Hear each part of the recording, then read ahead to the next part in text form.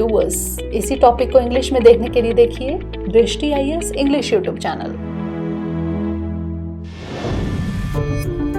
दृष्टि आईएएस के to the point programme में आपका स्वागत है। आज के एपिसोड में हम बात करेंगे राज्यपाल की, लेकिन सबसे पहले जान लेते हैं कि टॉपिक आखिर खबरों में क्यों है।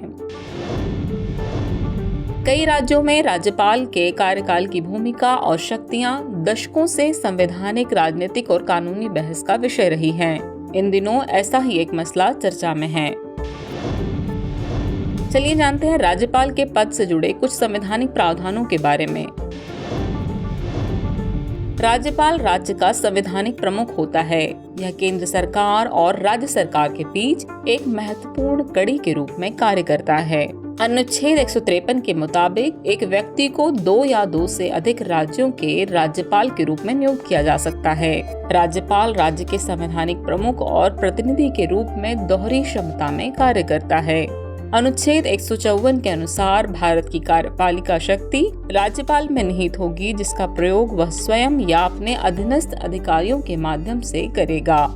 अनुच्छेद 155 के अनुसार किसी राज्य के राज्यपाल की नियुक्ति राष्ट्रपति द्वारा अपने हस्ताक्षर और मोहर लगे वारंट के द्वारा की जाएगी। संविधान के अनुच्छेद 157 और अनुच्छेद 158 में राज्यपाल के पद के लिए पात्रता आवश्यकताओं को निर्दिष्ट किया गया है। अनुच्छेद 163 की ओर देखें तो इसके मुताबिक राज्यपाल को उसके अन्य सभी कार्यों में सहायता करने और सलाह देने के लिए मुख्यमंत्री की अध्यक्षता में एक मंत्रिपरिषद का गठन किए जाने का प्रावधान है।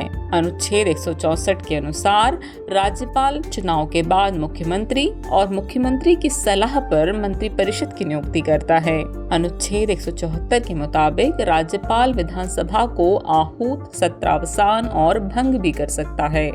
अनुच्छेद 200 के अनुसार विधानसभा में पारित प्रत्येक विधेयक को राज्यपाल के पास भेजना होता है, जिसके बाद उसके पास 4 विकल्प होते हैं। पहला, वह विधेयक पर सहमति दे सकता है। दूसरा, वह विधेयक पर अनुमति नहीं दे सकता है। तीसरा, वह विधेयक को राष्ट्रपति के विचार के लिए सुरक्षित रख सकता है। या फिर चौथा, विधेयक या उसके एक पहलू पर पुनर्विचार करने के लिए इसे विधायिका को लौटा सकता है। लेकिन अगर विधायिका उसी रूप में विधेयक को पारित करके दोबारा भेजती है तो राज्यपाल को अनुमति देनी होगी।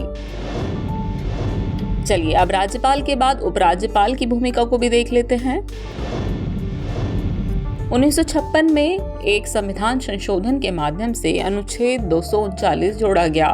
प्रत्येक केंद्र शासित प्रदेश का प्रशासन राष्ट्रपति द्वारा उनके द्वारा नियुक्त प्रशासक के माध्यम से किया जाएगा। अनुच्छेद 239 AA के अनुसार कुछ केंद्र शासित प्रदेशों में प्रशासकों को लेफ्टिनेंट गवर्नर के रूप में नामित किया गया है। यह अनुच्छेद 69 संशोधन के द्वारा जोड़ा गया था। यह राष्ट्रीय राजधानी क्षेत्र दिल्ली के लिए एक विशेष प्रावधान अनुच्छेद 239 AA करता है, जिसे 1991 में सम्मिलित किया गया था।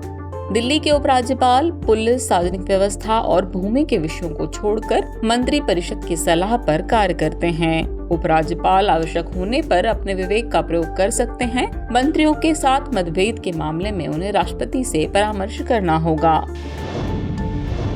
चलिए अब इस टॉपिक से रिलेटेड अभ्यास प्रश्न को देख लेते हैं। राज्यपाल की शक्तियों के संबंध में निम्नलिखित कथनों पर विचार कीजिए।